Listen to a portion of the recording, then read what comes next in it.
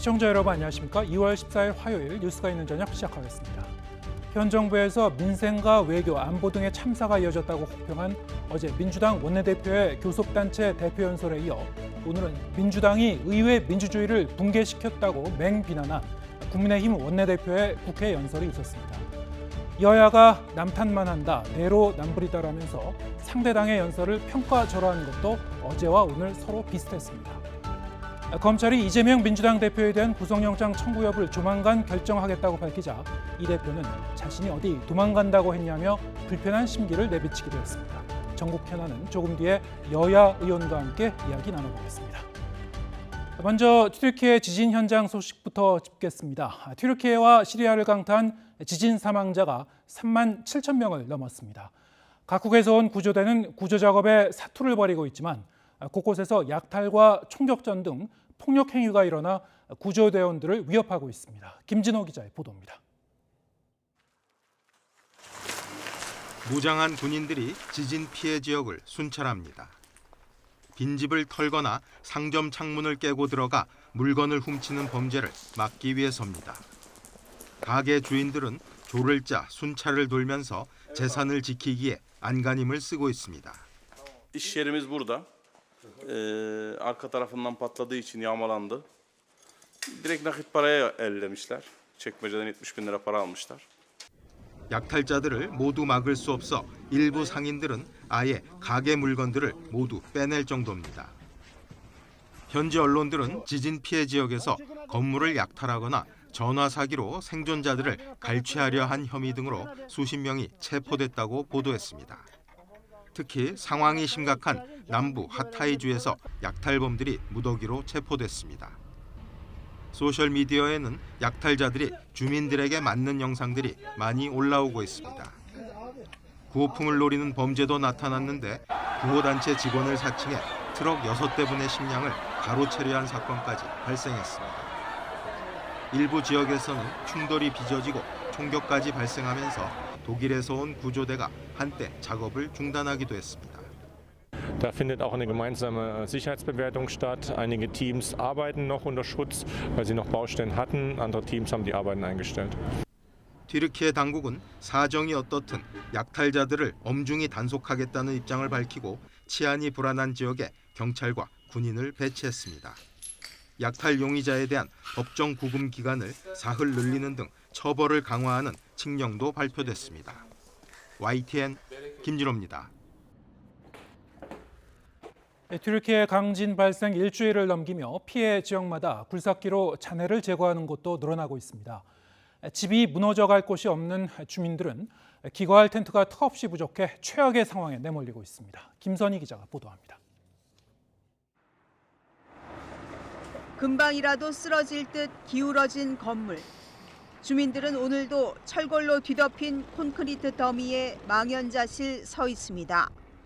거리에서 지낸 지 벌써 수일째. 가장 참기 힘든 고통은 희망이 없다는 겁니다. Yani devletimizde en azından yani iyi yerleşim yeri yapılsın, denetim yapılsın. Yani insan Valla şimdi bugün artık 8. gün. Yani yine de Allah'tan umut kesilmez. Ben sanmıyorum şahsen yani. Şahsen. Evet. 일부 지역은 구조 작업이 취소되며 굴삭기로 잔해 제거 작업이 시작됐습니다. 아직도 간간히 생환 소식이 이어지고 있지만 잔해 철거 대상 지역은 점점 늘고 있습니다. 알레포를 찾은 UN 구호 사무총장은 지진의 구조 단계가 막바지에 왔다고 말했습니다. Zones of the earthquake is at the rescue phase and is dragging live people out from the rubble and finding those who died in the rubble. That's coming to a close. 카흐라만 마라슈의 7개 지역에서 구조 작업이 종료되는 등 이제 매몰자 구출보다 생존자들 지원에 초점이 옮겨가고 있습니다. 하지만 튀르키예와 시리아를 합쳐 여전히 약 3천만 명이 집을 잃고 추위와 배고픔, 약탈의 위험에 시달리고 있습니다. 특히 위생에 취약하고 물이 부족한 시리아는 콜레라 같은 수인성 전염병이 창궐하며 2차 재난으로 최악의 상황에 내몰리고 있습니다. YTN 김선희입니다. 대지진으로 전기는커녕 물도 쓰기 어려운 튀르키예 피해 지역을 위해서 전국에서 구호 물품 기부가 이어지고 있습니다. 그런데 일부 물품 가운데 많이 더러워진 옷이나 오래된 가전제품과 같이 버려야 할 물건들도 있어서 눈살을 찌푸리게 하고 있습니다. 황보혜경 기자가 보도합니다. 인천에 있는 국제 물류업체입니다. 마당에 구호 물품이 담긴 상자가 가득 쌓여 있습니다. 전국에서 출발한 대형 트레일러들이 택배를 실어 나르고 있습니다. 이곳 물류업체는 인천국제공항과 가까워서 항공운송이 유리합니다. 주한 튀르키예 대사관의 요청으로 지난 11일부터 튀르키예로 보내는 구호 물품을 취합해 현지로 운송하고 있습니다. 현지가 겨울인 만큼 외투나 핫팩과 같은 방한용품을 비롯해서 기저귀 등 영유아 용품도 많이 포함되어 있습니다. 그런데 한쪽에는 상자로 포장되지 않은 물건들도 가득 쌓여 있습니다. 자세히 들여다보면 때 묻은 옷이나 낡은 모자, 또 짝을 잃어버린 여름 신발도 눈에 띕니다. 주로 개인이 구호 물품이라고 보낸 건데 사실상 버린 물건이나 다름없습니다. 언제부터 썼는지 알기 어려운 낡은 온풍기에 제대로 씻지도 않은 전기 주전자까지 튀르키예인 자원봉사자들이 보낼 수 없는 물건들을 하나하나 골라내고 있습니다. 고국에서 한국에 대한 이미지가 나빠질까 우려스러울 정도입니다. 일단 한국 분들은 너무 많이 보내주셔서 너무 감사드리고, 그런데 가끔은 현지에 있는 피해자들이 못 쓸 것도 많이 있어요. 그런데 저희는 그걸 분리를 가끔 해야 되고. 현재까지 튀르키예 현지로 보낸 구호 물품은 40톤 정도로 이번 주에만 100톤 넘게 더 보내질 예정입니다. 이 과정에서 쌓여가는 폐기물에 업체 고민도 깊어지고 있습니다. 하루에 한 10톤에서 20톤가량 물량이 들어오고 있습니다. 녹슨 가전제품이나 주방용품이나 속옷들은 들어오면 참 어려움이 많아서 폐기되고 있습니다. 주한 튀르키예 대사관 측은 현지 위생 상황이 좋지 않고 세척이 어려운 만큼 중고 물품을 보내는 건 자제해달라고 간곡히 요청했습니다. YTN 황보혜경입니다. 네, 다음 소식입니다. 일제 강제징용 배상 문제와 관련해 한일 외교차관이 워싱턴에서 장시간 마주 앉았지만 이견을 좁히진 못했습니다. 이에 앞서 한미일 외교차관은 북한의 핵포기를 촉구하면서 북핵 삼각공조 강화를 재확인했습니다. 워싱턴 권준기 특파원의 보도입니다. 조현동 외교 1차관과 모리다케오 일본 외무성 사무차관이 악수를 나눈 뒤 모두 발언 없이 회담을 시작했습니다. 한일 외교차관 회담은 예정됐던 1시간을 훌쩍 넘겨 2시간 반 동안 이어졌습니다. 핵심 의제는 일제 강제징용 배상 문제에 대한 이견 조율, 전범기업 대신 재단 기금을 조성해 피해자 배상에 나서는 방안을 논의했지만 결론을 내진 못했습니다. 논의가 길어졌다는 것은 또 결론에 이르지는 못했다는 얘기도 되니까 아직도 우리가 협의를 더 해야 될 것으로 봅니다. 일본 기업의 사죄 등 성의 있는 조치와 기금에 전범 기업을 포함할지 여부 등에서 접점을 찾지 못하는 것으로 알려진 가운데 구체적인 이견은 밝히지 않았습니다. 특정한 사안에 대해서 설명을 드리기는 좀 곤란하고요. 왜냐하면 우리뿐 아니라 지금 일본 측도 굉장히 지금의 동향에 대해서 민감해하고. 조 1차관은 후쿠시마 오염수 방류와 관련한 국민적 우려를 전달했고 일본 모리 차관은 국제 기준에 부합하도록 노력하고 있다고 설명했습니다. 한일 차관 회담에 앞서 미 국무부에서 열린 한미일 3국 외교차관 회담에서는 북핵 문제에 맞서 삼각공조를 강화하기로 했습니다. 북한의 핵 포기를 촉구하면서 대화에 복귀할 것을 거듭 강조했습니다. Standing united, our nations will deter the DPRK and urge it to give up its nuclear weapons program and abide by its obligations under UN Security Council resolutions. 중국 정찰 풍선과 관련해 한일 외교차관은 영토 주권 침해에 단호히 반대한다며 미국에 대한 지지 입장을 밝혔습니다. 이번 주말 독일 뮌헨에서 한일 외교장관이 만날 가능성이 있어 강제징용 배상 문제와 관련한 이견을 좁히고 결론에 근접할 수 있을지 주목됩니다. 워싱턴에서 YTN 권준기입니다. 지난 8일 열린 북한 열병식에서 처음으로 주석단에 올랐던 김정은 국무위원장의 딸 김주애가 이번엔 북한 우표에 처음으로 등장했습니다. 의도적인 우상화 작업의 일환이라는 관측이 나오는 가운데 북한 미래 세대의 안전을 담보하는 일종의 핵 마스코트라는 분석도 나오고 있습니다. 최도희 기자의 보도입니다. 김정은 국무위원장의 손을 잡은 채 다정하게 걷는 모습은 물론 스스럼 없이 김 위원장의 팔짱을 끼는 모습까지 김정은 위원장의 딸 김주애가 이번엔 북한 우표에 등장했습니다. 조선 우표사가 지난해 11월 ICBM 화성 17형 시험 발사 성공을 기념해 발행한 우표 도안 8종 가운데 5종에 김주애의 모습이 포함된 겁니다. 북한은 우표를 통해서도 국가의 중대사나 주요 사안을 선전해 왔는데 김주애가 우표에까지 등장하면서 여러 해석을 낳고 있습니다. 열병식 주석단 등장과 김주애 백마가 거론되며 후계자설이 재점화한 것은 물론 백두혈통 우상화 작업까지 제기됐습니다. 반면 북한의 미래 세대를 상징하는 핵 마스코트일 뿐이란 반론도 여전합니다. 김주애를 미래 세대를 상징하는 마스코트 인물로 부각시켜서 강력한 핵무력을 담보로 새로운 희망을 보여주려는 김정은 위원장의 연출력이 반영된 그런 이런 가운데 2인자로 꼽혔던 김여정 노동당 부부장의 위상 변화 여부도 주목됩니다. 지난 8일 열병식에서 주석단에 오르지 못한 김여정 부부장이 김 위원장 가족이 입장하는 모습을 행사장 구석에서 홀로 지켜보는 모습이 뒤늦게 포착된 겁니다. 최근 북한이 김주애 부각에 주력하는 만큼 김여정 부부장은 당분간 먼 거리에서 김 위원장을 보좌하며 대미 대남 관계 역할에 주력할 것으로 전망됩니다. YTN 최도입니다. 네, 지금 보신 것처럼 북한 김정은 위원장의 딸 김주애의 연이은 공식 석상 등장과 후계자설을 둘러싼 다양한 관측에 관해서 김영현 동국대 북한학과 교수와 함께 이야기 나눠보겠습니다. 어서 오세요. 안녕하십니까. 안녕하세요. 예. 자, 북한이 김정은 위원장의 딸 김주애 띄우기를 계속하고 있습니다. 이번에는 우표 도안에까지 나왔는데 어떻게 보셨습니까?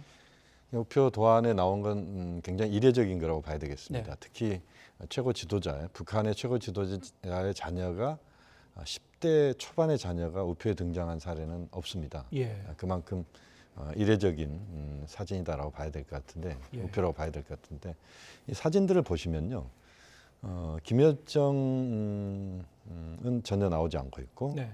이설주도 나오지 않고 있고, 아버지와 김주애 두 사람이 나온 게 5장이고, 예. 2장은 그 미사일만 나오는 거고, 1장은 김정은 위원장만 나오는 사진입니다. 그러니까 김주애의 부각을 상당히 처음부터 기획한 우표다 이렇게 봐야 되는데, 예. 다만 이제 김주애의 단독 우표는 없습니다. 네, 그러니까 그렇군요. 주로 아버지와 함께 다정하게 또는 그 군인들을 위로하고 또 군인들에게 충성을 이렇게 보여주게 하는 이런 차원에서의 우표이기 때문에 현재로서는 이 우표만 갖고 김주애가 곧 후계자다라고 하는 그런 공식을 만드는 것은 조금 이른감이 있다고 저는 보고 있습니다. 네, 지금 전문가들 사이에도 좀 의견이 갈리는 측면이 좀 있는 것 같고요. 네네. 이 당국의 해석도 좀 미묘한 차이는 있습니다만, 네네. 아직은 이제 여러 가지 가능성을 좀 보고 이제 관찰하고 있는 것 같은데. 네네. 그런가 하면 이게 열병식 이제 소개 영상에 네. 이게 관영 매체를 통해서 이게 나온 거죠. 김주애가 타는 것으로 보이는 이제 백마도 소개가 됐어요. 네네. 자, 이거 자체도 사실 어떻게 보면은 우상화 작업의 이제 일환이 아닐까 좀 그 의심을 해볼 만은 한데요. 어떻게 보셨습니까? 그 부분은? 이제 백마의 존재는 이제 과거부터 보면 김일성 주석이 예. 만주에서 항일 무장투쟁을 했을 때 백두산에서 이제 백마를 탔다. 이제 이게 굉장히 북한에서 이제 의미가 큰 거죠. 지금 예. 화면에 나옵니다만. 그러면서 이제 김정일 위원장도 보면 과거에 이제 승마를 굉장히 좋아했는데 백마를 타는 모습들이 이제 화면에 나오기도 하고 신문에 나오기도 했습니다. 김정은 위원장도 마찬가지입니다. 그 삼지연이나 백두산에서 백마를 타는 사진들을 우리가 봤는데 김주애가 지금 뭐 직접 타지는 않았으니까 그걸 갖고 뭐 김주애하고 직접 연결시킬 수는 없습니다만, 그러나 이 백마를 탄다는 것은 백두혈통의 4세대가 김주애를 포함한 김정은 위원장의 자녀들이고, 예. 그 4세대까지 북한 체제가 공고히 간다, 북한 체제가 안정적으로 간다, 이것을 좀 보여주는 차원에서의 그런 그 상징 조작이다, 이렇게 우선 봐야 될 것 같습니다. 네. 역시 이제 백두 혈통에 대한 이제 상징 조작 차원에서 해석을 네네네. 해주셨고 또 이런 보도도 있었습니다. 자유아시아 방송이 이제 북한 주민들의 발언을 인용해서 네네. 보도한 내용이었죠. 북한 당국이 이 김주애라는 이름을 가진 주애라는 이름을 가진 주민들에게 이제 개명을 강요하고 있다. 네. 이게 이제 과거에도 김일성 주석이나 김정일 국방위원장 시대에도 수령 신격화를 위해서 최고 지도자와 같은 이름을 쓰지 못하도록 하는 그런 일이 있었는데 네. 이번에도 이제 그런 차원 아니냐 뭐 네. 이런 해석인 것 같습니다. 이건 어떻게 보셨어요? 이제 그 부분은 이제 사실관계는 정확하게 확인을 해봐야 됩니다. 네. 자유아시아 방송이 북한의 소식통을 통해서 그렇죠. 이제 예. 보도를 한 거기 때문에 확인을 해봐야 되는 부분이고요. 다만 이제 우리가 한번 또 생각을 해볼 문제는 김정은 위원장의 자녀가 현재 3명으로 지금 알려져 있습니다. 예. 아들이 있고 첫째가 아들로 알려져 있고 그렇습니다. 예, 물론 이제 추정입니다만 그렇습니다. 둘째는 지금 김주애고 예. 셋째는 지금 성별이 지금 확인이 안 되고 있습니다. 예. 지금 뭐 아주 어린 아이일 텐데요. 김정은 위원장이 지금 40세 정도 돼 있으니까 김주애의 나이는 아마 10살이 조금 넘었을 가능성이 높습니다. 근데 과거에 이제 북한을 포함한 사회주의 국가들에서 후계자를 만들어가는 이 과정들을 보면요, 어렸을 때 노출을 안 시킵니다. 그러니까 실제 지도자로 될 사람은 노출을 안 시키고 그 과정에서 훈련, 그다음에 교육을 엄청나게 시키는 것이고 네. 나중에 이제 후계자를 암시하는 그런 표현들이 노동신문이나 또는 북한 뭐 사회주의 국가들은 뭐 신문, 다른 신문들을 통해서 또는 언론을 통해서 이렇게 간접적으로 노출이 됩니다. 김정일 위원장도 과거에 보면 당중앙이란 그런 그 명칭으로 1970년대에 계속 나옵니다. 노동신문에 보면. 그 다음에 이제 후계자가 구체적으로 나오는 과정인데 그렇게 보면 지금 김정은 위원장 입장에서 봤을 때 김주애가 너무 어렸을 때부터 이렇게 노출이 되는 부분은 그것은 바로 후계자라기보다는 전체적으로 분위기 자체를 후계 구도를 4세대로 간다, 혁명 4세대로 간다 이런 의미가 있고 또 하나는 김정은 위원장의 이미지를 굉장히 유연화시키는 전 세계를 향해서 김정은 예. 위원장이 호전적인 지도자가 아니고 보통 지도자다. 또 예. 관심 자체를 김주애로 쏠리게 하면서 북한에 대한 모든 관심이 김주애로 가게 만드는 이런 네. 효과도 노리고 있다고 봐야 되겠습니다. 호전적인 그런 이미지를 좀 희석시키는. 그렇죠. 이 공식석상에서 이 김주애가 김정은 위원장의 이 뺨을 이렇게 어루만지는 그런 네네. 그 화면도 있었고 네네. 상당히 좀 그 북한 같은 체제에서 좀 이례적인 그런 장면 아니냐 뭐 이렇게 네네. 이제 보시는 분도 있던데 지금 말씀하시는 맥락에서 보면 좀 이해가 갈 만한데 네네. 그럼에도 역시 후계 구도 4대까지 가는 이제 후계 구도를 암시적으로 이제 보여주는 거 아니냐. 그거 네. 후계자가 누가 되든 간에. 그렇습니다. 예. 그 부분은 저도 동의를 합니다. 그러니까 김정은 위원장 입장에서 왜 갑자기 김주애가 지금 나오느냐 하는 부분인데 예. 그것도 이제 10대 소녀고 아버지를 너무 많이 닮았고 엄마도 엄청나게 많이 닮았 그 이제 어린 친구가 이제 등장하는 것인데 지금 화면에도 보입니다만 네. 결국 김정은 위원장이 이 보통 국가의 지도자 그리고 늘 자녀와 호흡하면서 자녀와 아주 다정당합한 대화를 나누는 지도자 이런 것들이 사실은 처음에는 김정은 위원장이 저런 모습이 보면 너무 의외인데 이렇게 가다가도 어느 시점이 되면 김정은 위원장도 보통 지도자구나라고 하는 것을 외부에서 느끼게 하는 부분들이 분명히 있습니다. 네. 또 김정은 위원장이 그 말씀하신 것처럼 혁명 4세대로 가는 부분을 아주 자연스럽게 가게 만드는 것이죠. 그러니까 북한에서도 또는 외부에서도 김일성, 김정일, 김정은 그다음 4세대 지도자가 그 가족이 되는 부분에 대한 거부 반응이 있을 수 있는 거 아닙니까? 그렇죠. 심하게 거부 반응이 있을 수 있는데 예. 이걸 초기부터 계속 그 예방 접종을 하는 겁니다. 그래서 아주 자연스럽게 4세대 지도자도 김정은 위원장의 자녀로 간다. 뭐 이런 부분들이 굉장히 그 북한에서 갑자기 뛰어놓은 게 아니고 아주 계획적으로 지금 그 선전 홍보를 하고 있다. 저는 그렇게 보고 있습니다. 예. 4대까지 이제 후계 구도를 어느 정도 암시는 하지만 네네. 이제 김 교수님 의견은 어쨌든 김주애를 후계자로 점찍고 가는 그런 것까지는 이제 아직까지 좀 생각하기는 좀 어렵다. 더 네네. 지켜봐야 된다 이런 말씀이시군요. 그렇죠. 예. 그러니까 이제 후계 구도 중에 김주애도 들어 있을 거라고 봅니다. 예. 다만 그 후계 구도가 결정된 상태에서 가는 게 결정된 상태는 아니고 아닐 것이다. 여러 가지 이제 그 가능성들과 이런 과정들이 아마 앞으로 전개가 될 건데 그 과정으로 보는 것이 저는 적절하다라고 보고. 과거로 이제 되돌아보면요. 김일성 주석과 그 다음에 김정일 당시 이제 국무위원장으로 후계가 이제 넘어가는 과정에서는 당시에는 한 20년 정도 이 공동으로 말하자면 이 권력 공동 정권의 성격이라고도 볼 수 있을까요? 한 20년 동안 이제 후계자 수업을 했던 걸로 기억을 하는데요. 사실은 20년도 더 됐죠. 그러니까 그랬나요? 1960년대 후반부터 이제 김정일 위원장이 후계자로 부상이 됩니다. 그때도 후계자로 이제 등장할 때는 어떤 그 맥락이 있지 않았습니까? 어떤 이유가 있었을 것 같은데요. 그렇죠. 이제 그때 맥락은 이제 빨치산 활동을 했던 동료들이 이제 추대를 하는 형식들을 이제 많이 보여줬는데 혁명 과정에서 북한 표현을 빌리면 북한 내에서 김일성 주석으로 한 번에 걸쳐서 모든 사회주의 과업이 끝나지 않으니 그 다음 과정으로 가야 되고 그러기 위해서는 김일성 주석의 가장 가까이 있는 인물 그리고 김일성과 호흡을 같이 할 수 있는 그런 젊은 지도자가 필요하다라고 하는 논리들이 만들어집니다.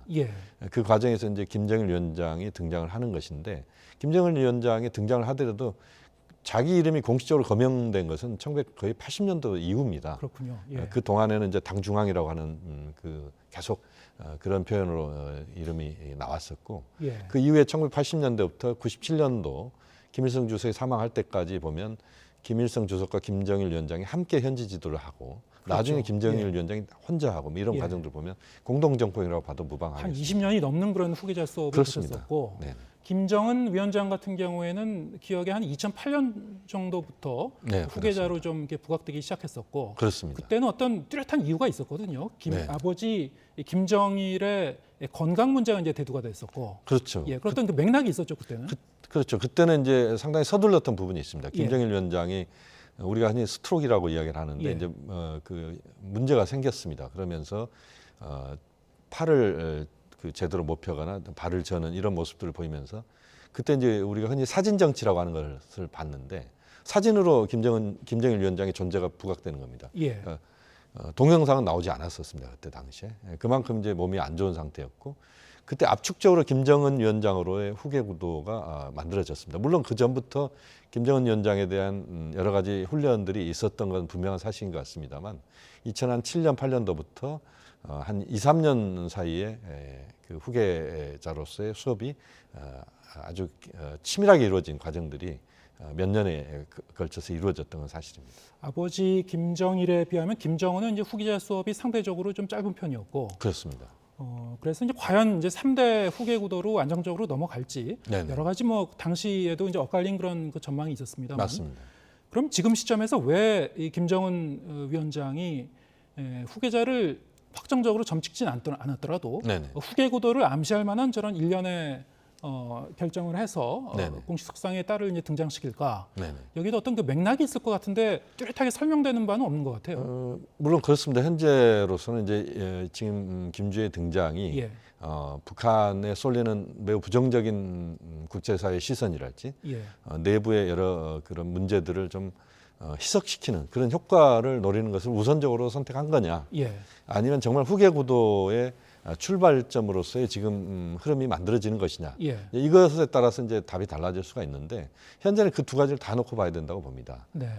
그렇게 보면 이제 후계 구도와 관련된 부분에서 놓고 본다면 사실 김정일 위원장으로의 후계 구도가 만들어진 그 김일성 시대부터 이때의 과정들을 보면 김정일 위원장이 한 20대 초반, 10대 후반 이때부터 이제 후계 구도가 만들어지는데 지금 좀 빠른 감이 있습니다만 어쨌든 혁명 4세대로 간다. 그러니까 북한식 표현하면 백두혈통인데 백두혈통 4세대로 간다라고 하는 것에 대해서 먼저 좀 선언적으로 그리고 북한 내부에 또는 국제사회에 그것을 알림으로써 김정은 체제의 안정성들을 확보하겠다. 이런 측면이 굉장히 강하다고 볼 수도 있습니다. 그러니까 김정은 위원장 체제가 우리는 이제 김정은 위원장 다음이 누구야라고 하는 것에 대해서 이제 관심이 조금씩 생기기 시작했지 않습니까? 이것에 대한 북한식 답변입니다, 지금. 그렇군요. 예. 그렇게 봐야 될 것 같습니다. 이런 측면에서 보면 어떻습니까? 북한이라는 사회 자체가 네. 상당히 좀 그 경직된 어떻게 보면은 그 스탈린주의의 사회주의 체제, 네네. 봉건주의적이기도 하고 가부장적인 그런 그 성격이 강한 사회라고 우리는 알고 있는데 네네. 여기서 과연 여성이 차기 지도자로 이렇게 일찍부터 네네. 부각되면서 후계자 수업을 받는다. 이게 이제 상상이 안 된다는 그런 분들도 있거든요. 어떻게 네네. 보십니까? 그 부분은 뭐 여성이기 때문에 그렇다라고 단정 지을 수는 없다라고 그건 봅니다. 이제 북한 사회이기 때문에 그런 것 같습니다. 네네. 그렇게 생각합니다. 물론 이제 북한의 그 동안의 그 사회적 흐름을 보면 유교적인 질서가 분명히 작동하는 것은 분명한 사실입니다. 예. 북한에 이제 자본주의가 존재한 적도 없었고 조선 시대라고 하는 봉건 시대를 거치고 그 다음에 일제를 거치면서 바로 사회주의로 가는 이런 과정을 거쳤기 때문에 그런 유교적인 질서가 분명히 있는 건 사실입니다만.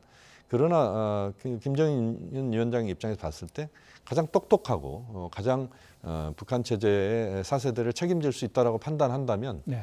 김주애라고 하는 그 성별이 여성이라고 해서 북한 김정은 위원장이 그 선택하지 않을 이유는 없다. 다만 이제 그 판단을 할 수 있는 시점이 지금이냐라고 하는 겁니다. 그러니까 네. 지금은 좀 이른 감이 있는 것이고 예. 또 김정은 위원장의 첫째가 지금 아들로 저희는 알고 있는데 예. 지금 꼭꼭 숨겨놓고 있습니다. 그렇죠. 그러니까 전혀 노출을 안 시키고 있거든요. 예. 오히려 후계자라면 제가 김정은 위원장이라면 후계자를 지금 뭐 많잖아 이렇게 노출을 10살 뭐 전후 나이 때부터 노출시키지는 않을 거라고 봅니다. 오히려. 예. 그래서 후계 구도를 후계자를 그야말로 훈련시키고 교육시키고 이런 과정들 속에서 경호 문제도 있고 그렇다면 좀 더 치밀하게 후계 구도를 지속시키고 그 다음에 이제 단계적으로 후계자를 드러내는 것이 좀 객관적 판단 아니겠느냐. 뭐 저는 그렇게 네. 현재 보고 있습니다. 종합하면은 어쨌든 김주애 딸 김주애의 이런 등장, 네네. 공식석상 뭐 우표에도 등장하고 네네. 공식석상에도 등장하고 이거는 아직 이제 후계자와 연관지어서 뭐라고 단언하기 좀 어렵지만은 네네. 미래 세대의 안전 그리고 어떤 주민의 안전 이것을 네네. 이제 상징적으로 어떤 보여주는 어떤 이미지 정책의 일환이다. 네네. 뭐 이렇게 이제 해석할 수 있겠군요. 네. 그러니까 이제 이걸 또 한편으로 보면요, 미국과 국제사회를 향한 북한의 그 입장 표명이라고 볼 수도 있습니다. 네, 왜냐하면 이제 군 관련 행사, 무기 관련 행사에만 이제 계속 지금 그렇죠. 등장했거든요. 예. 그렇죠. 그러니까 그건 이제 두 가지를 노리는 거라고 봐야 되겠습니다. 하나는 그런 무기 관련 행사를 하면서 김주애가 등장함으로써 이 무기 관련 이 이슈는 다 사라져 버리고 김주애만 등장하는 겁니다. 예. 이게 하나 있고. 또 하나는 미국과 국제사회를 향해서 우리는 북한은 북한식대로 간다. 네. 그리고 백두혈통 4세대로 간다. 그리고 그 과정에서 김정은 체제가 미국과 국제사회를 향해서 먼저 고개를 숙이는 일은 없을 것이다. 예. 오히려 판 자체는 북한이 끌고 간다. 이것을 또 강조하고 보여주고자 하는 예. 그런 차원에서의 행보라고도 볼 수 있습니다. 예. 마지막으로 이것도 이제 여쭤보겠습니다. 북한의 2인자로 평가받아 왔죠. 네네.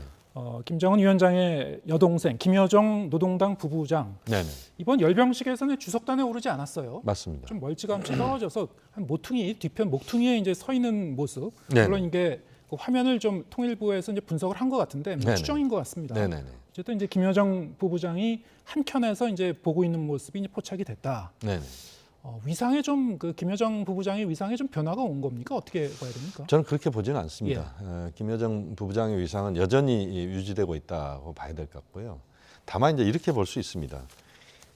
이번 화면들을 전체적으로 보면 조카가 부각되는 모습입니다. 예. 그러니까 김정은 위원장과 조카의 부각이기 때문에 그 과정에서 고모가 중간에 끼어 있다라고 하는 것도 좀 어색한 것이고 예. 이설주 여사도 등장하지 않습니다. 거의 예. 외부에 이제 빠져 있는 모습을 보여주고 있는데 그렇게 보면 과거에도 보면 김정은 위원장이나 또는 북한 체제에서 중요한 어떤 이슈들이 나올 때 김여정 부부장은 빠져 있는 경우들이 많았습니다. 네. 그렇게 보면 김여정 부부장의 역할이나 위상이 약화됐다 이렇게 볼 수는 없는 것 같고 여전히 김여정 부부장은 소방수, 리베로 역할을 하고 있다 이렇게 봐야 될 것 같습니다. 예, 알겠습니다. 오늘 말씀 여기까지 듣겠습니다.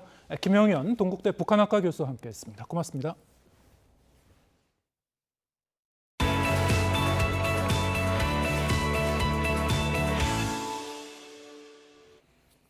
대장동 위례신도시 개발 비리를 수사하는 검찰이 이재명 더불어민주당 대표의 구속영장을 청구할지 조만간 결론 내겠다고 밝혔습니다. 검찰은 화천대유의 대주주 김만배 씨에 대해서도 대장동 범죄 수익을 은닉한 혐의로 또 한 번 구속영장을 청구했습니다. 나혜인 기자입니다. 서울중앙지검 관계자는 이재명 대표의 진술 태도나 수사 경과를 종합하면 추가 소환 필요성은 크지 않다고 했습니다. 그러면서 구속영장 청구 여부를 조만간 결정하겠다고 밝혔습니다. 그동안 수사 내용을 바탕으로 최소 651억 원으로 계산된 대장동 배임 액수도 더 구체화하고 있다고 덧붙였습니다. 검찰은 지금까지 민간업자들이 대장동 사업에서 얻은 부당이득을 7,800억 원대로 보고 있어 이 대표에게 적용될 배임 액수는 기존보다 훨씬 늘어날 것으로 보입니다. 이런 범죄 혐의의 중대성은 검찰이 국회 체포동의안이라는 변수에도 제1야당 대표에 대한 신병 확보 카드를 숨기지 않는 근거가 되고 있습니다. 구속영장을 청구한다면 성남FC 사건 역시 함께 담길 거라는 관측도 여전히 유력합니다. 이해가 안 되네요. 제가 또 어디 도망간답니까? 글쎄, 저로서는 도저히 이해가 안 되네요. 또 물증이 있으면 언론에 공개를 하시면 될 거 아닌가 싶습니다. 검찰은 이 대표 연루 혐의에 침묵을 이어가고 있는 김만배 씨에 대해서도 다시 구속영장을 청구했습니다. 지난해 11월 구속기간 만료로 석방된 지 2달여 만입니다. 대장동 수사가 시작된 재작년 10월부터 지난해 11월까지 범죄 수익 340억 원을 수표로 빼 숨긴 혐의를 대표적으로 적용했습니다. 검찰은 김 씨가 풀려난 뒤 측근 수사에 극단적 선택을 시도했고 곽상도 전 의원에게 뇌물을 준 혐의에 대해 1심에서 무죄를 받은 점도 고려했다고 밝혔습니다. 김 씨의 신병을 다시 확보해 이 대표는 물론 곽 전 의원을 비롯한 50억 클럽 수사에 돌파구를 찾겠다는 뜻으로 해석됩니다. YTN 나힌입니다. 친이재명계 좌장격인 정성호 민주당 의원이 수감 중인 정진상 전 실장과 김용 전 부원장을 찾아가 회유성 발언을 했다는 의혹이 제기되자 당사자들은 한 목소리로 반박하고 나섰습니다. 검찰이 접견 내용까지 언론에 흘리며 진실을 호도하고 있다고 강도 높게 비판했는데 검찰은 사안을 엄중히 보고 있다고 맞섰습니다. 보도에 김혜린 기자입니다. 회유 의혹이 번진 이튿날 정성호 민주당 의원은 곧바로 기자회견을 자처했습니다. 구속 수사를 받는 상황에 대한 위로와 격려 차원의 대화를 나누었고 제가 과거 변호사로서의 경험을 토대로 재판 준비를 좀 철저히 하라는 일반적인 조언을 했습니다. 정 의원이 수감 중인 이재명 대표의 측근 정진상 전 실장과 김용 전 부원장을 접견해 이대로 가면 이재명 대표가 대통령이 된다는 등 회유성 발언을 했다는 게 의혹의 핵심입니다. 이런 발언은 교도관의 기록으로 남겨졌는데 정 의원은 그런 취지가 아니었다며 검찰을 강도 높게 비판했습니다. 정치 상황에 대한 얘기를 주고받으면서 이런 상황들이 좀 가다 보면 결국 다음에는 이재명이 대통령 되지 않겠냐 이런 비슷한 취지로 이야기했던 것 같습니다. 일부 언론에 흘려갖고 그것도 왜곡하고 각색해갖고 자의적으로 해석해갖고 흘려갖고서 이재명 당대표에 대한 그 체포동의안 신청에 조건들을 만들려고 하는 정 전 실장과 김 전 부원장도 한 목소리로 의혹을 부인하며 검찰에 대한 비난 수위를 높였습니다. 정 전 실장은 검찰이 언론의 접견 내용까지 진실과 달리 악의적으로 흘리는 건 진실성에 흠집을 내려는 시도가 아닌지 깊이 우려하지 않을 수 없다고 주장했습니다. 김 전 부원장 역시 교도관이 기록하는 자리에서 어떻게 회유가 가능하다는 건지 반문하며 구속된 피고인에게 최소한 허용된 접견마저 진실을 호도하는 수단으로 사용하는 검찰의 태도가 개탄스럽다고 밝혔습니다. 하지만 검찰은 친 이재명계 좌장인 정 의원이 이 대표의 최측근이자 대장동 비리 공범을 접견한 만큼 사안을 엄중히 보고 있다고 맞섰습니다.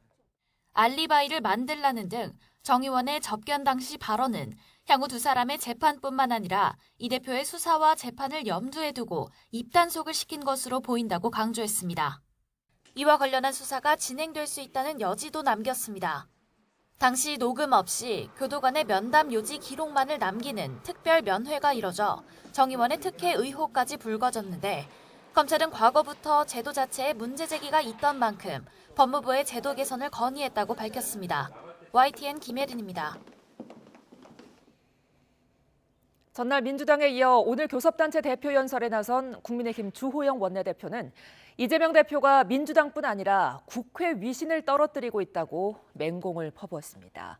특히 불체포 특권 포기 공약을 지킬지 보겠다며 압박했는데 야당은 시종일관 남탓만 했다고 깎아내렸습니다. 엄연주 기자입니다. 5선 중진 국회의원으로서 자괴감과 두려움을 고백하며 운을 뗀 주호영 원내대표는 곧바로 민주당 이재명 대표를 강도 높게 비판했습니다. 검찰 수사를 받는 이 대표가 국회 전체 위신을 떨어뜨리고 있다고 지적했습니다. 현재 이재명 더불어민주당 대표가 여러 가지 부정부패 혐의를 받고 있는 것은 더불어민주당뿐만 아니라 국회 전체 위신을 떨어뜨리고 있습니다. 특히 이 대표가 불체포 특권 포기 공약을 지킬지 두고 보겠다며 이 대표 방탄 논란에 휩싸인 민주당을 향해서도 날을 세웠습니다. 지난해 이른바 검수완박 전국 당시 있었던 민주당의 위장 탈당과 회기 쪼개기 논란 등을 조목조목 꺼내들며 공세 수위를 끌어올렸습니다. 민주당은 압도적 다수 의석을 차지하자마자 합의의 핵심 요소들을 대부분 무력화하면서 의회 민주주의를 형해화하였습니다. 야당은 일제히 혹평을 쏟아냈습니다.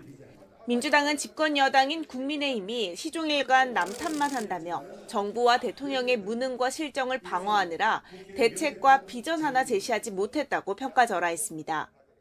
여당 원내대표라면은 현재 국내 삶이 어떤 상황인지 거기에 따라서 집권 여당과 정부는 무엇을 할지 그 대책과 비전을 제시해야 함에도 불구하고 그 내용을 찾아보기는 어려웠습니다. 정의당 역시 국회의 책임과 의무를 잊고 대통령 심기 경호처가 돼버린 집권당의 참회록부터 먼저 쓰라고 가세했습니다. 국회의 책임과 의무를 잊고 그저 대통령 심기 경호처가 돼버린 집권당의 책임을 철저히 고백하는 참회록을 먼저 써야 할 것입니다. 여야는 교섭단체 연설에서부터 상대당을 직격하며 거친 신경전을 벌였습니다.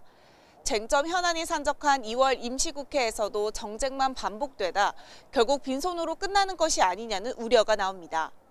YTN 엄민주입니다. 대통령실은 더불어민주당이 도이치모터스 주가 조작 사건 1심 판결문을 자의적으로 해석해 김건희 여사 연루 의혹을 제기하고 있다며 강한 유감을 밝혔습니다.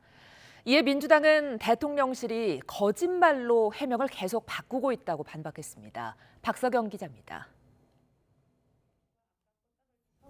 김건희 여사 계좌가 시세 조종에 활용됐다는 내용이 담긴 도이치모터스 주가 조작 1심 판결문.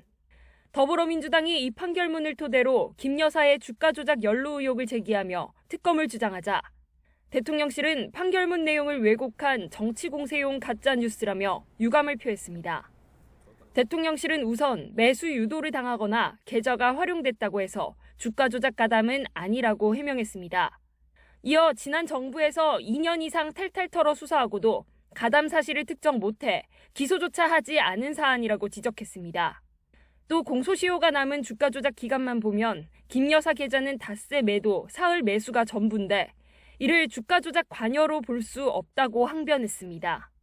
그러면서 지난 대선 기간 문재인 정부 검찰에서 공소시효가 지난 것을 억지로 늘려 기소했다가 법원에서 제동이 걸린 게 이 사건의 본질이라고 강조했습니다. 민주당은 곧바로 재반박에 나섰습니다. 대통령실이 판결 직후 공소시효가 남아있다는 주장은 사실이 아니라고 거짓말을 하더니 이제는 단 사흘에 불과하다, 공모관계가 아니다며 입장을 하루가 다르게 바꾸고 있다고 주장했습니다. 그러면서 유죄로 판단된 기간 중 김 여사 계좌에 동원된 거래 액수를 공개하라고 요구했습니다. 그러면 법원이 포괄일제 유죄로 판단한 기간 중에 김건희 여사 계좌에 동원된 그 거래 액수를 밝히십시오. 왜 액수를 못 밝힙니까? 검찰은 판결문을 분석해 필요한 수사를 이어간다는 방침인데 결론이 나기 전까지 대통령실과 민주당의 공방은 계속될 것으로 보입니다. YTN 박서경입니다. 여야가 국가보훈처를 국가보훈부로 격상하고 재외동포청을 새로 만드는 내용의 정부 조직 개편에 합의했습니다. 이번 달 국회 본회의에서 처리될 예정인데 윤석열 대통령 공약이었던 여성가족부 폐지 여부에 대해선 이견을 좁히지 못했습니다. 정현우 기자입니다. 정부 조직 개편을 위해 여야 원내 지도부가 머리를 맞댄 3+3 정책협의체가 일부 합의안을 내놨습니다. 우선 현재 국가보훈처를 국가보훈부로 승격하기로 했습니다. 이에 따라 보훈부의 장은 국무위원 자격을 얻게 돼 불영 재정권과 함께 법률안과 대통령령을 국무회의에 제출할 권한 등을 갖게 됩니다. 여야는 국가유공자와 보훈가족에 대한 우대 차원이라고 설명했습니다. 보훈 가족들에 대한 예우와 또 여러 가지 지원에 대해서 부로 격상을 해서 하는 게 좋겠다는 데에 양당 간에 이의가 없었다는 말씀을 드립니다. 여야는 또 외교부 산하에 재외동포청을 신설해 750만 재외동포 지원 업무를 맡기기로 했습니다. 접근성을 고려해 현재 해당 업무를 맡은 재외동포재단이 있는 제주도가 아닌 다른 지역에 두는 방안이 검토됩니다. 그 이상의 일종의 공공기관이 제주도에 추가로 설립이 되는 것은 부기하지 않더라도 그 부분은 또 저희 여야가 협력해서 추진하기로 했.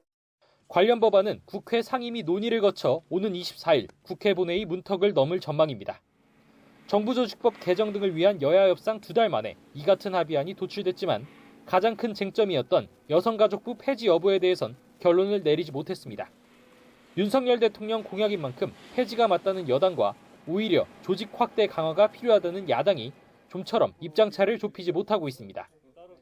대통령과 공공기관장 임기를 일치하도록 하는 법안도 충분한 논의를 하지 못해 원내대표 간 협의를 이어가기로 했습니다. 여야는 일단 합의된 부분부터 본회의에서 처리하기로 뜻을 모았지만 여성가족부와 대통령 공공기관장 임기일치법은 좀처럼 이견이 좁혀지지 않아 윤석열 정부 조직 개편안 마무리까진 다소 시간이 걸릴 것으로 보입니다. YTN 정현우입니다.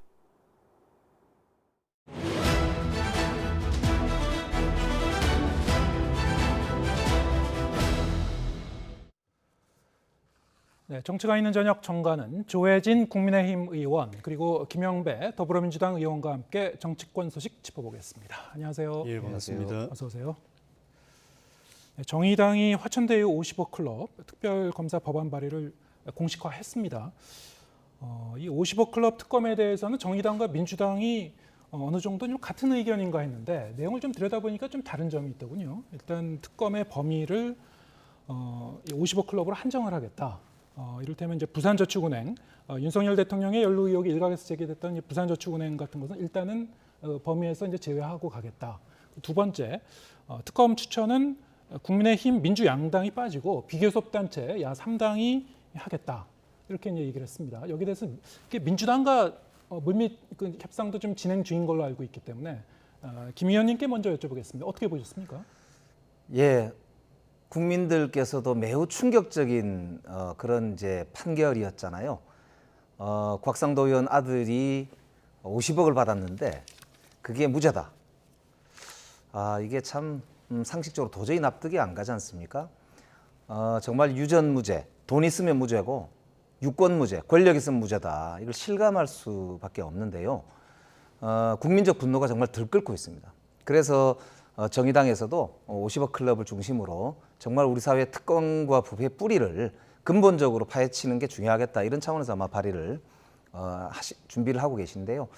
조금 전에 이제 조금 오해가 있는 거는 아까 그 부산저축은행 부분을 제외하기로 결정한 건 아니고 정의당에서도 나중에 이제 추가할 가능성은 이제 그렇습니다. 왜냐하면 이게 이제 대장동이라고 하는 사업을 할 수 있었던 그 원 소스, 그러니까 네. 돈의 원천이 2012년도에 있었던 그 부산저축은행 불법 대출 사건에 이제 연루가 되어 있었던 돈 1,200억 정도, 그 돈이 시드머니가 됐었거든요. 예. 그게 연결되고 해서 박영수 특검이라든지 박영수 특검이 이제 김만배 씨와 변호 관계를 맺으면서 소개하고 그래서 이제 남욱 변호사도 나오고 거기에 이제 그 당시에 수사 담당 검사였던 그 윤석열 검사도 이름이 나오고 그렇지 않습니까? 그래서 이제 그때의 그 인연이 지금 50억 클럽으로 그대로 이어진 것으로 그렇게 이제 판단이 되기 때문에 그 자금의 조성과 그 조성에 따라서 역할과 그리고 거기에 따라서 돈을 분배하는 과정을 뭐 50억 클럽으로 이렇게 보기 때문에 정의당에서도 아마 그 연계 고리에 대해서는 수사해야 된다라고 하는 입장을 가지고 있는 것으로 알고 있습니다. 그래서 요거는 아마 미세하게 조정을 할 것으로 그렇게 이제 저희들은 보고 있고요. 다만 이제 각 정당의 약간의 그런 이제 다른 좀 이렇게 이 관점이 있을 수 있기 때문에 이거는 제가 보기에는 국민적 관점에서 논의를 한다면은 얼마든지 이거는 뭐 협의가 가능하다고 보고요. 오히려 야권이 차제에 정말로 대장동을 포함한 특권과 부패의 뿌리가 실제로는 우리 사회 특권층 그리고 검찰공화국에 연계되어 있는 그 특권 카르텔의 그 고리에 있다는 점을 명확하게 밝히는 것이 오히려 중요하다고 보기 때문에 저는 합의가 될 것으로 그렇게 현재로는 보고 있습니다. 네. 그러면 그 당위성에 대해서 공감을 하시기 때문에 이를테면 특검 추천을 비교섭 단체가 하는 부분에 대해서도 어느 정도 합의를 보실 수 있다는 그 말씀입니까? 부분은 이제 특검이 그야말로 특별 검사기 때문에요. 예.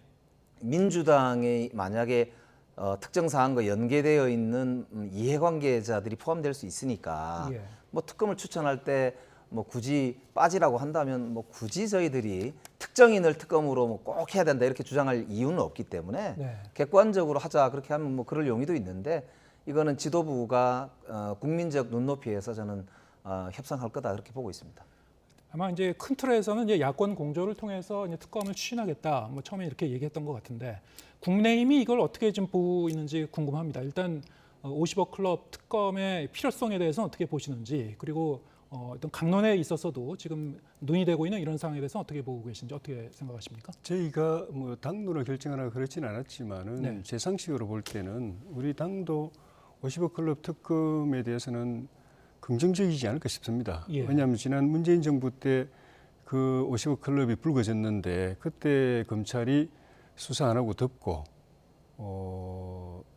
곽상도 의원 건만 결국은 이제 수사를 했어요. 예. 수사하고 이제 기소를 했는데 그때부터 저희는 50억 클럽 이렇게 그 덮지 말고 수사하라고 요구를 했던 걸로 저는 이제 기억하고 예. 그 중에 다 덮고 곽상도 의원 건만 했는데 그나마 또 법원에서 무죄가 나버렸기 때문에 이거는 어떤 행태로든지 간에 검찰이 이 정상적으로 제대로 수사를 해서 시시비비를 밝혀야 된다라는 게 우리 당의 그 상식적 입장이 아닐까 싶고요. 그런 점에서 검찰에서 먼저 이 부분을 적극적으로 수사하는 게 저는 우선이 아닐까 싶고 검찰 분위기도 그런 그 문제인식을 공유하고 있는 것 같아요, 느낌이. 그래서 특검을 검찰에 앞서서 검찰 수사에 앞서서 특검을 먼저 하는 게 온당한 건지 그건 잘 모르겠지만은 수사의 필요성에 대해서는 뭐 여야 어느 정당 할 것도 없고 또 국민들도 다 동의하지 않을까 싶습니다. 네. 다만 이제 특별검사를 추천하는 데 있어 가지고는 법적으로는 국회 다수당인 양당이 추천 결정을 하게 돼 있지만은 정치적인 과정에서 나머지 비교섭단체 3당이 가장 공정하고 또 사건의 진상을 단시일 내에 제대로 규명할 그 역량이 있는 특별검사 후보를 추천한다면은 양당이 최종적으로 그 국회법 절차에 따라서 결정하는 과정에서 그걸 충분히 그 참고할 수 있지 않을까.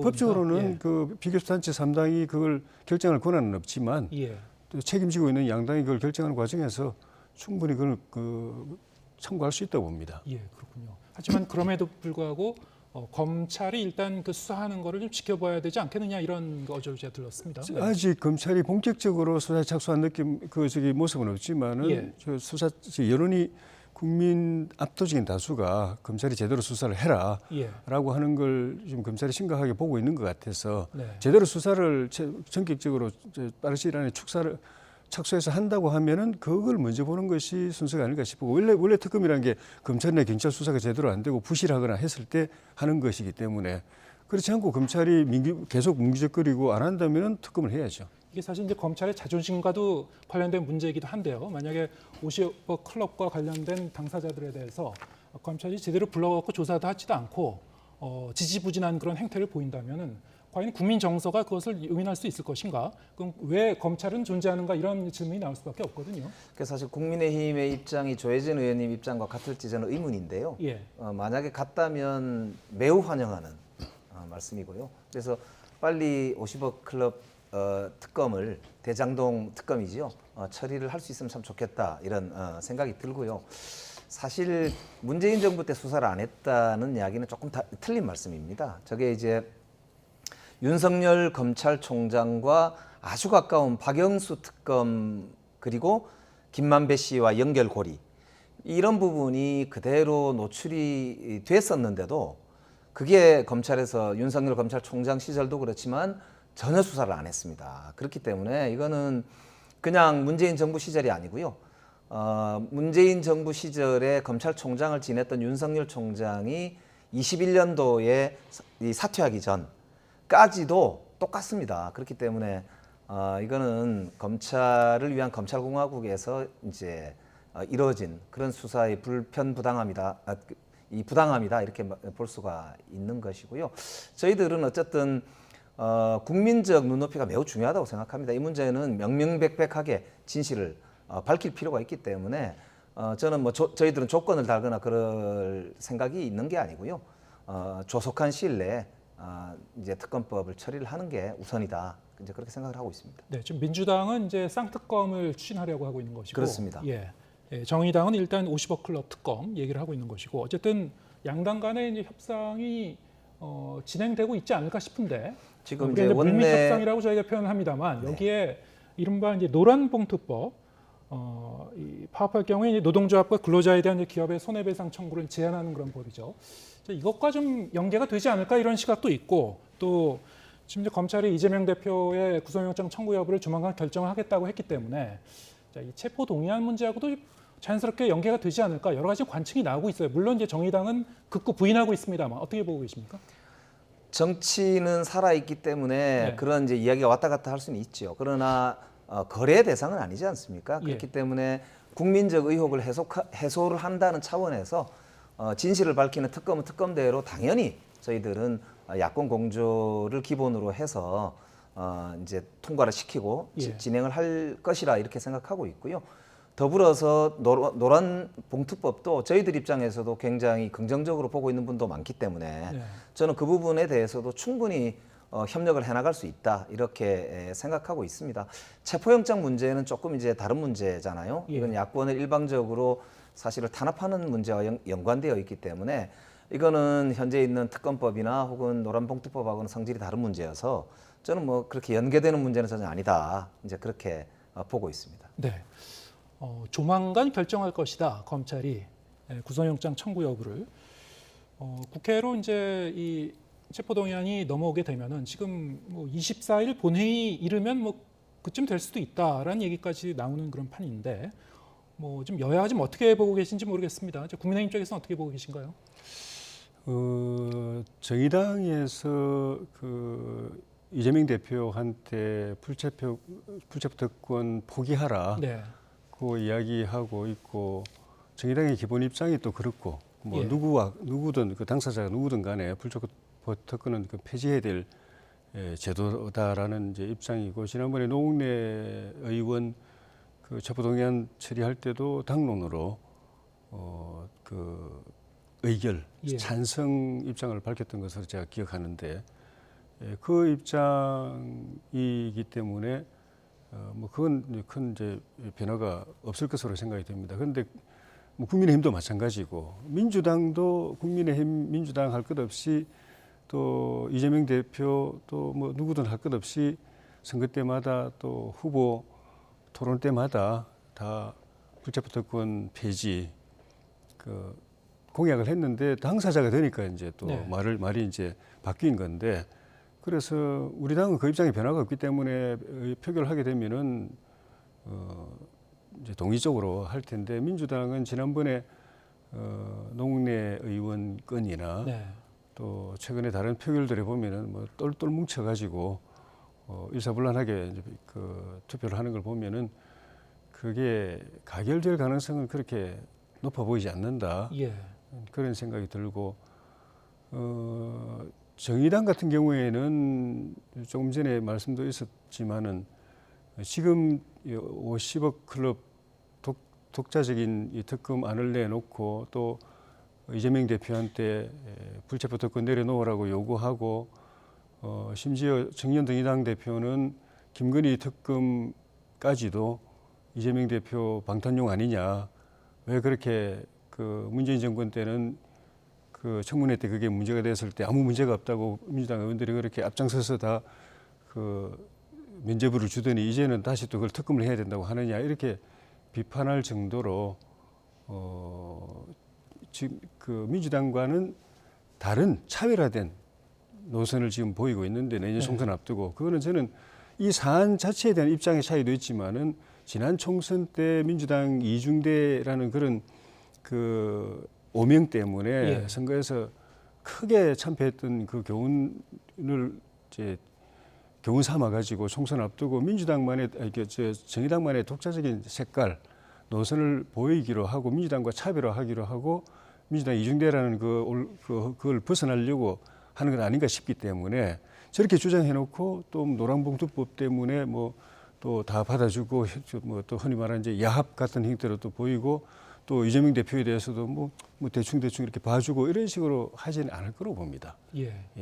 정의당의 생존의 노선과 관련된 차별화 전략과 관련된 부분이라고 생각하기 때문에. 예, 알겠습니다. 지금 국민의힘 입장은 변함이 없으신 거고 예.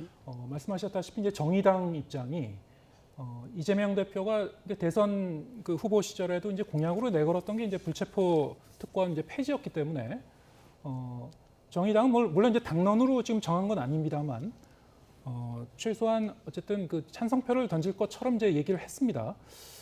이게 사실은 민주당 국회의원 체포 동의안 경우에는 민주당이 이제 169석을 보유한 제1야당이기 때문에 이탈표만 없으면 일단 방어할 수는 있을 것 같기도 한데 지금 제적의원 과반 출석에 이제 출석의원 과반으로 이제 가부를 정하지 않습니까? 근데 이탈표를 좀 은근히 걱정하는 그런 측면도 있는 겁니까? 어떻습니까? 이제 당내 분위기가. 당내에서 여러 의견이 있을 수 있는데요. 예. 일단은 이제 우리 대한민국이 생기고 나서 대통령 후보였던 사람을 그것도 제1당의 당대표를 구속영장 청구를 이렇게 연이은 수사 소환에 이어가지고 하는 경우는 사실 헌정 역사상 처음 아닙니까? 예. 그러니까 대통령이 당선되시고 지금까지 야당 대표를 한 번도 대통령실로 이제 불러서 만나거나 대화하자는 그런 초대조차도 없었습니다. 예. 그래놓고 오직 이제 검찰로 계속 불러가지고 수사하고 지금은 결국 영장을 청구할 것처럼 하겠다는 말은 없잖아요. 이제 할 것처럼 계속 이렇게 여론 조작을 하려고 하는 의도를 보이고 있는 이런 모습을 보면서 사실은 제1당의 이제 국회의원으로서 정말 자괴감을 느끼거든요. 그렇기 때문에 제가 보기에는 체포영장이 온다면 아마 여러 논의가 있겠습니다만 제가 보기에는 가결되기는 쉽지 않다. 이제 네. 이렇게 보이고요. 국정이 정말로 좀 이렇게 정상적으로 진행이 되려면 유죄가 있으면 증거가 있으면은 나중에 재판을 해서 유죄를 증명을 하면 되지 않습니까? 예. 그 당 대표 그것도 일당의 대표를 이렇게 망신을 줘가면서 국회에다가 굳이 이 체포 동의안을 보내는 이유를 도대체 알 수가 사실 없다. 이게 제 생각이기도 하고요. 많은 국회의원들이 그런 점에서 굉장히 사실은 자괴감을 느끼고 있다. 그런 제 말씀을 드립니다. 예. 이번에는 이제 김건희 특검을 민주당이 추진하고 있습니다만 정의당과 이제 입장 차이가 있기 때문에 일종의 이제 암초를 맞는 것 같은 그런 모양새가 보이긴 합니다만 여기에 대해서 좀 얘기를 해보겠습니다.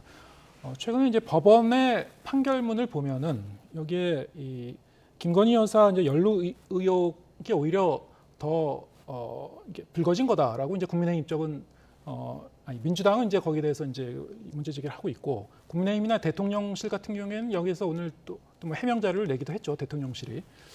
이제 핵심을 이제 보겠습니다. 핵심은 김건희 여사 계좌가 주가 조정 일당에게 이용은 됐다는 건데 이거를 인지했느냐 안 했느냐. 공모 관계가 성립하느냐 안 되느냐 뭐 이거 아니겠습니까? 또 다른 게 전주가 이제 무죄 판정을 받은 경우 이건 또 어떻게 해석할 것이냐. 이게 민주당과 국민의힘의 입장이 확연히 좀 엇갈립니다. 어떻게 보고 계십니까? 기본적으로는 다 아시는 것처럼 지난 대선 기간에 네. 그 문재인 정권 검찰이 이례적으로 탈탈 털어가지고, 왜냐하면 야당 후보 윤석열 후보의 그 배우자가 관련돼 있는 부분이기 때문에 보통 일반적인 사건보다도 훨씬 더 강도 높게 조사를 하는 바람에, 왜냐하면 그게 결국은 0.73% 차이로 아슬아슬하게 정권이 왔다 갔다 했는데, 그 사실이면은 정권이 바뀔 수 있는, 거꾸로 뭐 이재명 대통령이 될 수도 있는 그런 사안이었기 때문에 정말 엄격하게 조사를 했죠. 그 바람에 그 실제로 관련된 사람들은 남김없이 다 그 혐의 사실이 드러나가지고 기소당하고 재판됐습니다. 그게 만약에 김건희 여사와 관련된 게 조금이라도 나왔으면은 봐줄 리가 없죠. 정권을 그냥 바로 가져갈 수 있는 그런 사건인데, 그 때문에 그렇게 이제 엄격하게 또 수사를 했는데, 그런데도 불구하고 다 기소하고 재판받고 했는데 못한 거는 혐의가 없는 겁니다. 근데 그 혐의가 없다고 그냥 정리해야 되는데, 문재인 정권 검찰이 굉장히 정치적이었죠. 그렇게 정리하게 되면은 결과적으로 우리 후보를 도와주는 셈이 됐기 때문에 그 부담 때문에 그냥 종결을 못하고 그냥 넘긴 거 아닌가 싶은데, 그러면서 정권을 바뀌고 난 뒤에도 계속 민주당이 이야기한 게 아직 그 공소시효가 남아 있다. 또 본인 돈이 그 시세 조정에 쓰였기 때문에 그 혐의가 있다. 이런 식으로 하면서 이야기하면서 특검까지도 이제 요구를 하고 있는데, 법원 판결이 그 부분을 명확하게 해줬죠. 앞부분 1차에서 5차까지 그 시세 조정, 흔히 말하는 이제 주가 조작이 이루어진 부분에 있어서 1차 부분은 그거는 그 시효가 지났기 때문에 뭐 따질 필요도 없다고 이야기한 거고, 2차 부분에 그 주가 조작 과정에서 김건희 여사가 맡긴 투자 계좌, 그 돈이 쓰였다. 그것만 이제 일부가 쓰였다는 것만 남아 있는데, 판사가 이 사건 자체가 재판 대상이 아니었기 때문에 그걸 직접적으로 이야기는 안 했지만은 다른 사람의 사건을 통해서 조금 전에 말씀하신 것처럼 본인이 돈이 거기다 쓰였다고 해서 그건 죄가 되지 않는다고 해서 무죄 선고를 했습니다. 그러니까 민주당에서는 김건희 여사가 그 돈을 탓을 자기 돈이 그 주가 조작에 이용됐을 뿐만 아니라 자기가 그걸 알고서 가담을 했다. 그 주가 조작에 같이 참여했다는 증거가 없으면 아무 이야기도 할 수 없는데, 그걸 제시를 못하면서 단지 그 돈이 쓰였다는 것만 가지고 또는 알았을 거라고 추정하면서 계속 특검을 이야기하고 있기 때문에 저는 더 이번 재판 결과로 그 명분이 더 없었다고 봅니다. 네, 바로 이제 그 부분인데요. 다른 전주 같은 경우에는 무죄 판결을 받지 않았냐. 그럼 김건희 여사에게도 사실상 무죄가 성립한 셈 아니냐, 이렇게 이제 해석을 하는 게 대통령실과 국민의힘의 해석이고요. 민주당은 또 전혀 다르게 보고 있는 것 같습니다. 어떻게 보고 계신지요? 그러니까 1심 판결문에 보면 명확하게 나와 있습니다. 김건희 여사 계좌 3개가 주가 조작이 시행됐던 시기 중에서도 유죄가 인정되는 기간 동안에 48번의 거래가 있었다라고 명확하게 판시를 하고 있고, 이게 자본시장법 위반 혐의가 인정이 된다라고 되어 있습니다. 그리고 그 기간 동안에 아까 본인은 김건희 여사는 몰랐다고 이제 주장을 하시잖아요. 전혀 그렇지 않습니다. 전화로 주문을 승인을 합니다. 그러니까 본인이 1인 매매는 보통 그냥 맡겨놓고 선수가 알아서 했다, 나는 몰랐다 이거거든요. 그렇지 않다는 게 명확하게 판결문에도 나옵니다. 전화로 이거 파시겠습니까? 예, 파세요.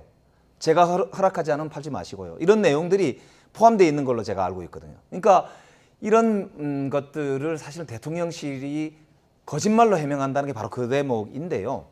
이게 이제 아까 그 다른 전주는 왜 이제 무죄를 받았느냐면, 이렇게 직접적으로 관여한 부분이 실제로는 없고 1인으로 매매를 했다는 거죠. 그렇기 때문에 명확히 다르다는 거예요. 그리고 아까도 말씀드렸지만 윤석열 총장이 검찰총장으로 재직하던 시절인 2011년도에 상반기까지는 수사가 전혀 안 이루어졌습니다. 윤석열 총장이 문재인 정부 하이긴 하지만은 퇴임하고 나서야 수사가 시작이 됐고, 권오수 주범이죠. 그 권오수 회장을 비롯해서 일당들이 5명이 줄줄이 기소된 게 윤석열 총장이 퇴임하고 나서입니다. 즉 윤석열 총장 시절에는 전혀 수사가 안 이루어졌습니다. 그렇기 때문에 이 점만 볼 때도 아주 짧은 기간 동안 문재인 정부 그 마지막 시간에 검찰이 열심히 수사를 한 거죠. 예. 그리고 이 검찰의 온갖 방해 세력에도 불구하고 지금까지 그래도 수사 검사들이 이 김건희 여사가 연루가 돼 있다는 점을 나름대로는 꾸준하게 준비를 해온 거예요. 그렇기 때문에 저는 반드시 이 부분은 진짜 국민들에게 명명백백하게 관련된 그런 이제 범죄 사실들에 대해서 진실을 밝힐 필요가 있다. 그래서 특검밖에는 답이 없다. 이것이 민주당의 결론이고 우리 이제 국민들의 입장에서 볼 때도 다른 공범 5명은 다 구속도 되고 기소도 됐는데 김건희 여사는 대통령 선거 전에 소환 통보가 있었는데도 안 갔지 않습니까? 그리고는 지금까지 아예 조사도 안 했어요. 서면 조사도 안 했습니다. 이게 뭘 말하는 거겠습니까? 반면에 이재명 대표 보십시오. 소환을 여러 번 하고 지금 체포동의안까지 보낸다는 거 아닙니까? 그러니까 이런 상황은 누가 보더라도 특별검사 아니고서 김건희 여사의 관련성에 대해서 진실을 어떻게 밝히겠느냐라고 하는 걸 명확히 보여준다. 그렇게 보고 있습니다. 예. 소환에 응하지 않은 거는 혐의가 없기 때문에 안 하는 겁니다. 그리고 경찰이 혐의를 확실하게 발견해가지고 이걸 기소해야 된다고 생각했으면 본인이 소환에 응하지 않는다고 출석 안 한다고 해서 그걸 종결하지 않거든요. 뭐 소환에 응하든 안 하든 출석하든 안 하든 혐의가 명확하면 기소합니다. 근데 못했잖아요. 그러니까 소환에 응했느냐 안 했느냐 그게 그 혐의 사실과는 아무 관계가 없습니다. 그리고 그때 그 윤석열 총장 그 시기에 지금 말씀하신 것처럼 민주당이 정권 바뀌고 나서 새로운 사실이 드러났는데 왜 수사 안 하냐고 그 때문에 또 특검을 해야 된다고 주장하는 것들도 그때 이미 조사 다 했던 겁니다. 조사하고 알려진 것만 이번에 정권 바뀌어가지고 법원 재판 과정에서 알려진 겁니다.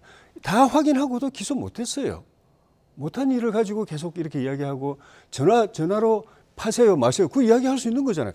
다 맡겨놓고 당신이 알아서 하세요라고 할 수 있지만 이 파세요 이거 사세요라고도 이야기할 수 있는 거죠. 다만 그때 이 사람이 주가 조작하는구나라고 알면서 그거 사세요라고 이야기하거나 그거 사가지고 좀 띄워보세요라고 이야기하거나 그러면 이제 혐의가 있는 거죠. 근데 그게 없잖아요.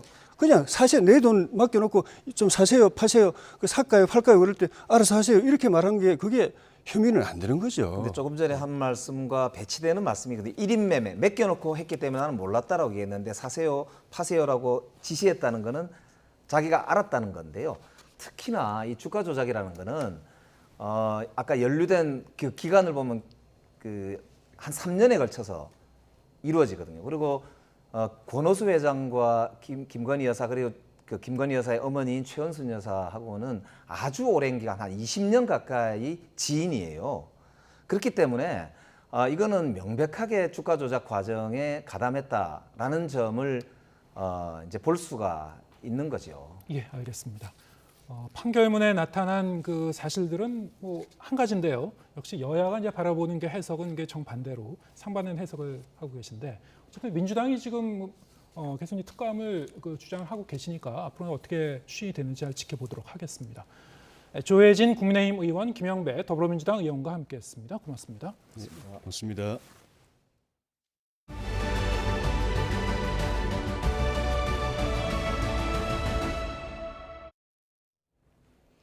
카카오 모빌리티가 가맹 택시에 호출을 몰아줬다가 과징금 257억 원을 물게 됐습니다. 공정거래위원회는 일반 호출에서 비가맹 택시를 차별하는 배차 알고리즘을 바로잡으라는 시정명령도 함께 내렸습니다. 이형원 기자입니다. 콜 몰아주기 의혹에 공정거래위원회가 3년 만에 내린 결론은 카카오 모빌리티 제재입니다. 지난 2019년 가맹 택시인 카카오티 블루 운영을 시작한 때부터 가맹 기사에게 호출을 몰아줬다는 겁니다. 특히 수익성이 낮은 1km 미만 단거리 배차는 제외하거나 축소해 왔다고 판단했습니다. 카카오티 앱에서 호출비가 무료인 일반 호출은 가맹, 비가맹 구분을 두지 않아야 합니다. 같은 조건으로 배차해야 하는 이런 원칙을 어기고 가맹 택시를 우대했다는 겁니다. 공정위는 픽업 시간을 기준으로 운영한 초기부터 2020년 4월 수락률을 반영한 이후에도 가맹 기사를 우선 배치하는 구조는 달라지지 않았다고 지적했습니다. 공정한 배차처럼 보일지도 모릅니다. 수락률 자체가 비가맹 기사에게 구조적으로 불리하게 설계되어 있고 동로직에 따라 가맹기사의 운임이 비가맹기사보다 더 높음을 확인까지 하였습니다. 일반 호출 시장을 90% 넘게 점유하는 지배력을 이용해 가맹택시를 우대한 결과 가맹기사 한 달 평균 수입이 비가맹의 최대 2.2배에 달할 수 있었다는 겁니다. 이런 혜택 때문에 가맹택시 점유율을 73.7%까지 올릴 수 있었다는 게 공정위 판단입니다. 이에 일반 호출에서 차별적인 배차를 중지하라는 시정명령과 함께 과징금 257억 원을 부과했습니다. 카카오 모빌리티 측은 즉각 반발했습니다. 일부 택시 사업자의 주장에 따라 제재 결정이 내려져 매우 유감입니다. 행정소송 제기를 포함한 다양한 방안을 강구할 계획입니다. 카카오 모빌리티는 시정명령에 따라 의결서를 받은 날부터 60일 안에 차별적 요소를 없앤 이행 상황을 공정위에 보고해야 합니다. YTN 이영훈입니다. 해외 거점을 두고 8년 동안 대규모 도박 사이트를 운영해오던 범죄 조직이 경찰에 붙잡혔습니다. 이들이 관리하던 판돈 누적액만 무려 1조 원이었는데요.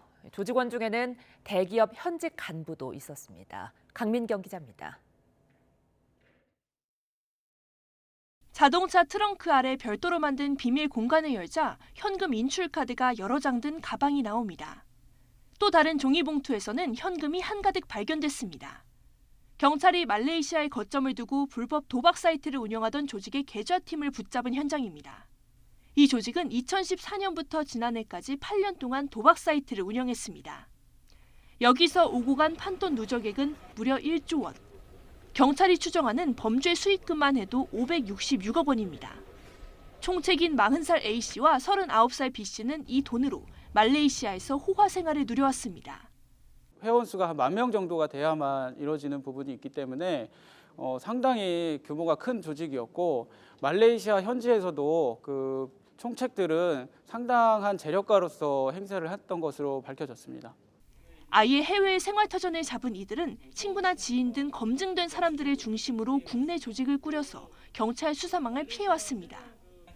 이 중에는 원격 프로그램으로 사이트 유지와 보수를 해주던 국내 대기업의 현직 간부도 포함되어 있었습니다.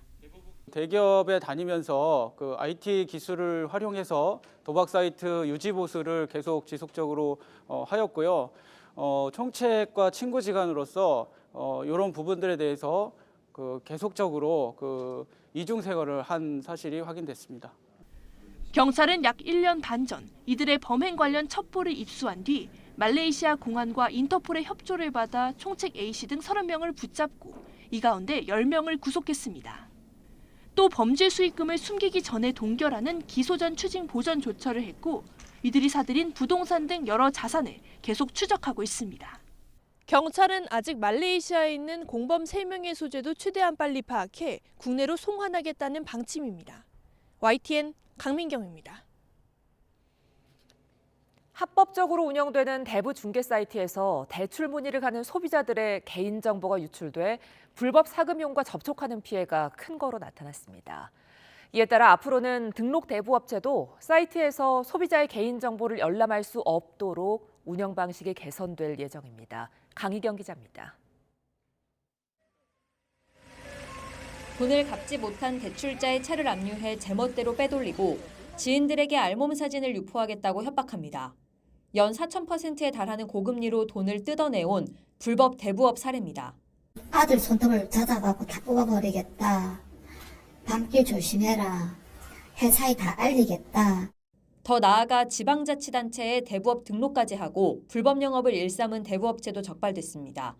합법과 불법의 경계를 교묘하게 넘나드는 겁니다. 금융당국 조사 결과 범죄에 주로 활용되는 곳은 대부 중개 사이트로 드러났습니다. 피해자 10명 가운데 8명 정도는 사이트를 통해 불법 사금융과 접촉했습니다.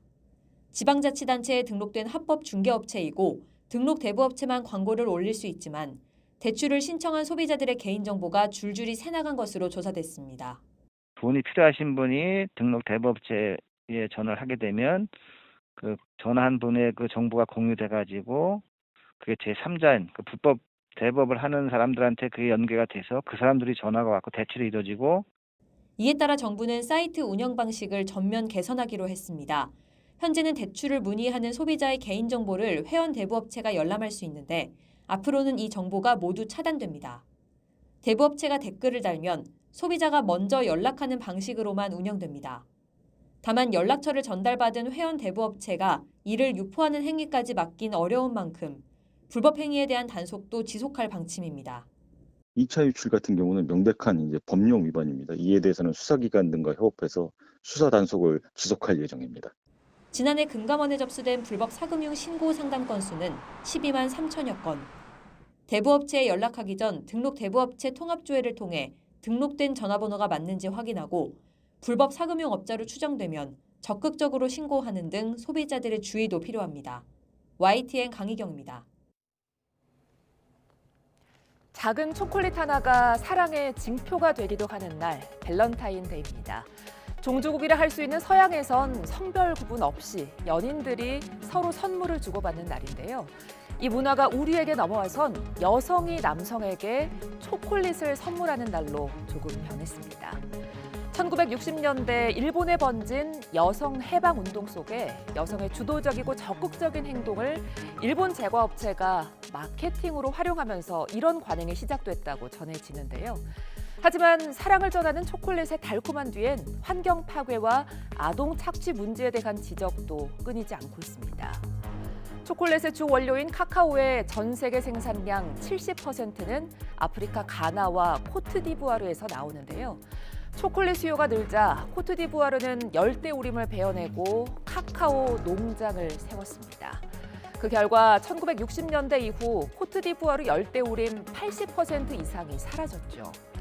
또 소득이 워낙 적다 보니 아이들까지 일터로 내몰리는 경우가 많은데요. 보호 장비 없이 전기톱을 들고 나무를 오르고 칼로 이렇게 카카오 콩을 깎는 등 위험한 현장에 그대로 노출돼 있다는 지적이 이어지고 있습니다. 이렇게 속사정을 알고 보면 그리 달콤하지만은 않은 초콜릿.